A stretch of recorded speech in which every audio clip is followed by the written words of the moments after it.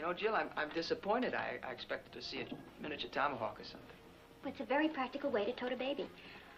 I'd like a bowl of clam chowder, and could you warm this for the baby, please? Oh, sure.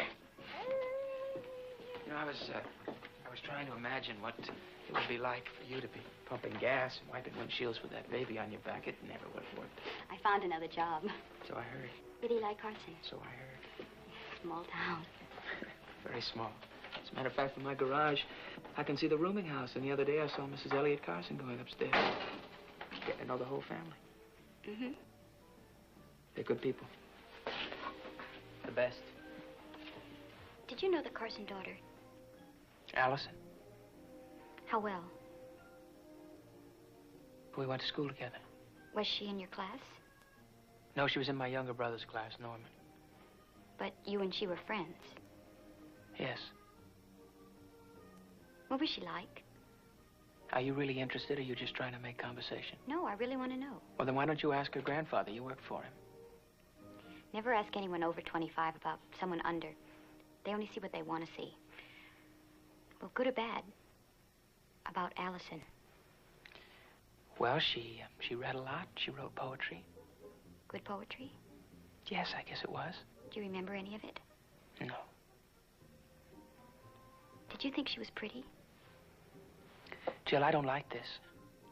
I heard she had blue eyes and long blonde hair like mine. Yeah, until she cut it all off after the accident. She got hit by a car. Is there anything else you want to know? Did you ever date her? You know, you're wasting your time at the general store, Jill. You ought to be an inquiring photographer or a census taker. Wow, you really must have had a thing on her. You think me rude if I tell you to shut up? Yes. Well, I'm just going to have to chance it unless you can change the subject. Whatever.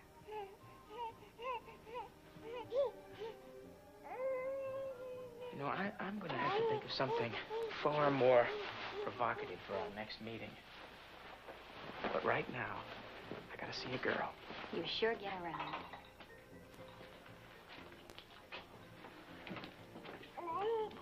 Here, test it. It may be a little hot. Miss me?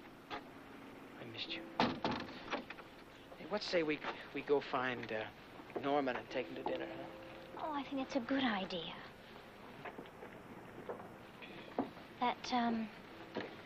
That girl you were talking to, who is she? She's a ding-a-ling named Miss Jill Smith. Ding-a-ling? Yeah, a ding-a-ling. She's got this baby and she... Miss Jill Smith? Yeah, Miss Jill Smith. She's got this baby and she carries her around like a football. Well, she got you, pretty upset, huh? Well, she's the earthy type and she asks a lot of questions. What questions? Let's skip it, huh?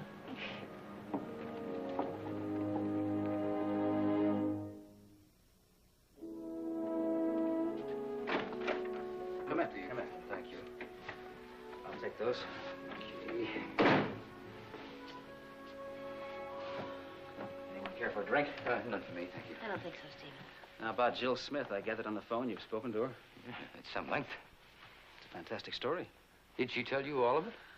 Just the essentials. I'm sure you've questioned her in much greater detail. When she saw you, did she show you any kind of documents? Like a birth certificate or anything? Yes. No? Well, that could still be in Allison's possession. She didn't even have so much as a note from Allison authorizing her to bring us that baby. Well, she couldn't have had, Elliot. You see, when Allison pretended to call us, she just vanished and left Jill holding the baby. Sure, boy. Everything we asked her, you see, there was an answer for. Please. Oh, thank you. Then there was nothing you consider proof? Nothing at all. Say if she mentioned the name of the father? No, I don't think she ever told her. Well, that's a pity. Why, it's hardly important now, anyway. Well, on the contrary, it's very important. He has a legal responsibility to the child. Are you sure Jill said nothing on the subject? Only that Allison supposedly ran away because she suddenly discovered that she was going to have a baby. Jill did know a lot about Allison. She couldn't have guessed. But, honey, those are all generalities. I mean, a cross-country bus and a girl with a baby and a stop at a coffee shop. Those are all generalities. Well, these can all be checked out. And with a little perseverance, we might be able to trace the birth certificate. But that could still be only half the story. And only half. I don't understand. You could easily say father unknown. If the baby is Allison's, then the child has to be Rod's. There's no sense in pretending we don't know. Well, I just hope he behaves more responsibly toward the child than he did toward the mother.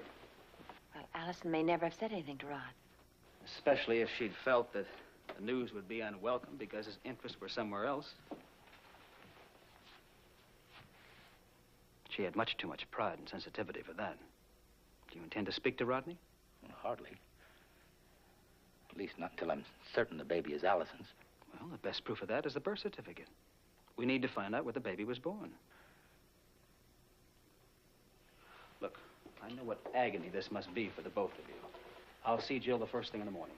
All right, Steve, thank you. Now, if there is proof, you can be sure I'll do my best to find it. Stephen. You know, my only concern is if Allison is the mother. We're not interested in the father. I am. But isn't it fortunate there's no conflict of interest? We all want that birth certificate.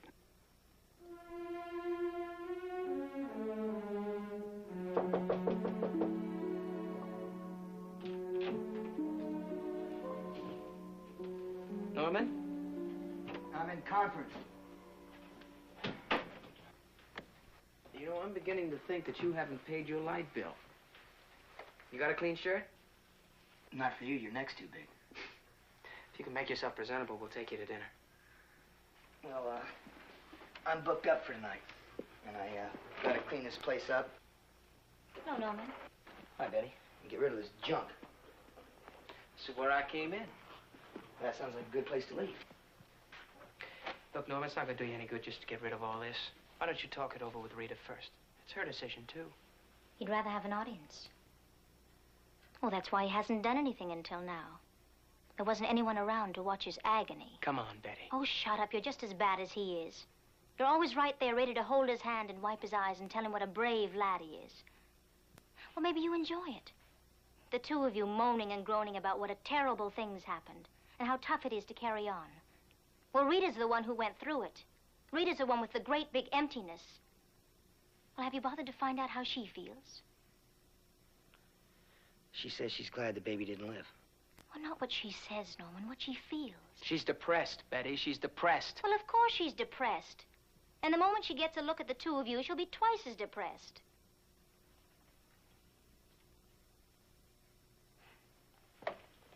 Norman, listen to me. Now start fresh, but do it honestly. Get rid of these things not because they're a reminder or because it's best for Rita, but because you really do want to start fresh for the next one. I'm not sure there is going to be a next one. Oh, well, if you keep on acting like this, I don't blame Rita. One baby in the family is quite enough. Okay, Betty, you've made your point. Now, you don't want any part of your grandfather's money. And you don't want any help from Rod or your father because you're a man. At least that's what you keep telling everyone. That you can do it. You can take care of Rita. Well, Mr. Harrington? She's all yours. What are you going to do with her? Start fresh. Now all I have to do is convince Rita.